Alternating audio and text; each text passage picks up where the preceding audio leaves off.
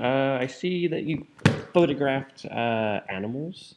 I really like animals. I've been a huge animal person since I was a young person.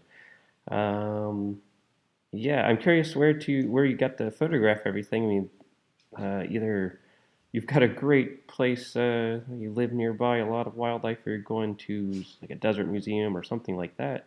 But yeah, it's really awesome. Yeah. Sure looks like a falcon. Could be a peregrine falcon. I'm not quite sure my birds of prey as well as I should be. But yeah, to start with, I really like the compositions of most of them. I really like the composition of this guy too. I know he's just kind of like hanging out there, eating, chewing on some sort of vines or leftover plant there.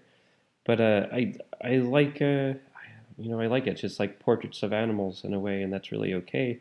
As far as the lighting, all of them are kind of like bright daylight, pretty harsh lighting. I don't know how much control you really have over being able to shoot in different times a day in this kind of subject matter. Your access is kind of what it is.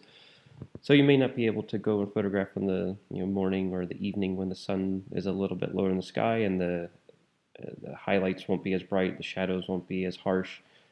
Just a little bit softer light to look at overall. But the compositions are really strong, pretty much all the way through. I love this guy or girl here with their kind of face. She's looking pretty much really close to you or dead at you. It's pretty awesome wherever you were able to photograph her or him. And this guy is looks like a desert spiny lizard. So with this though, it's just a little bright. You can go through and see these are all like overexposed areas right here. So it's just an area you want to like be careful or be aware of, especially like right now, or anytime that the sun is so bright and harsh. You can get a lot of those really harsh reflections, especially off his scales. It's going to be just blown out, so it's like maybe a little bit overexposed. Um, something like that, or it could you could probably fix it in photo editing software like Lightroom, or sometimes Apple their software does an okay job with things like this. But something to keep in mind of as you're photographing is just the time of day and the harshness of light.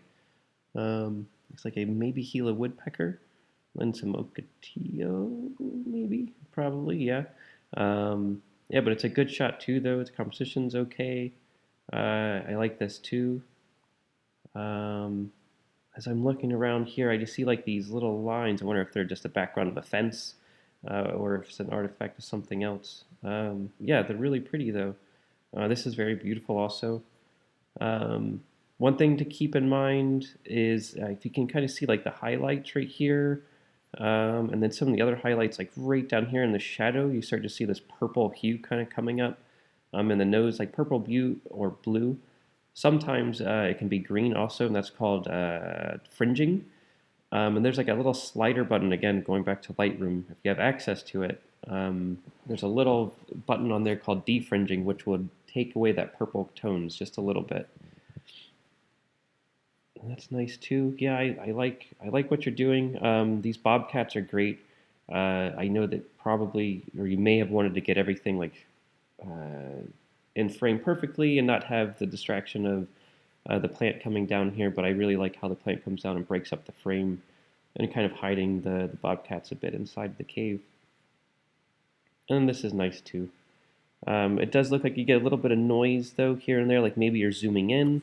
I don't know what kind of camera you're using, but if you're zooming in, you're going to get a little bit of that noise and extra kind of artifacts and something just to be aware of as you're photographing.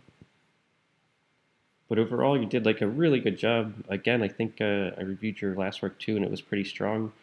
Yeah, I really look forward to seeing what you do next time around. Just try to shoot at different times of day if possible. But yeah, good job, and see you next time. If you have any questions, feel free to email me.